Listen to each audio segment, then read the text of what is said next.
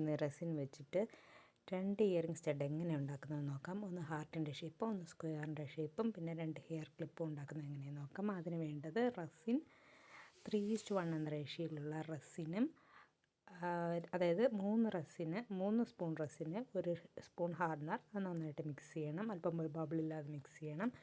എന്നിട്ട് ഞാൻ ഇപ്പോൾ ഗ്രീൻ കളർ സ്റ്റഡാണ് ഉണ്ടാക്കാൻ ഉദ്ദേശിക്കുന്നത്. അതിന് വേണ്ടിയിട്ട് കുറച്ച് ഗ്രീൻ കളർ ഫാബ്രിക് പെയിൻറ്റ്, എൻ്റെത് കുറച്ച് ഉണങ്ങിയ ഫാബ്രിക്കായിരുന്നു, എന്നാലും അത് മിക്സ് ചെയ്യുമ്പോൾ ശരിയാവും.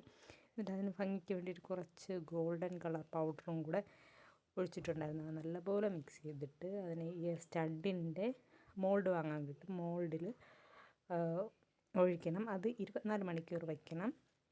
24-ന് ശേഷം ഡ്രൈ ആയതിന് ശേഷം വേണം എടുക്കാൻ. അത് 24 മണിക്കൂർ കഴിഞ്ഞിട്ട് ആ സ്റ്റഡിൻ്റെ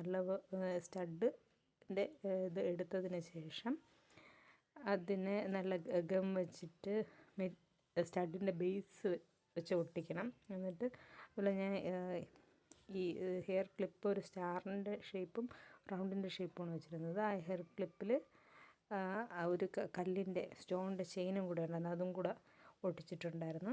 അപ്പോൾ 2 നല്ല ഭംഗിയുള്ള 2 ഹെയർ ക്ലിപ്പും 2 സ്റ്റഡും കിട്ടിയിട്ടുണ്ട്.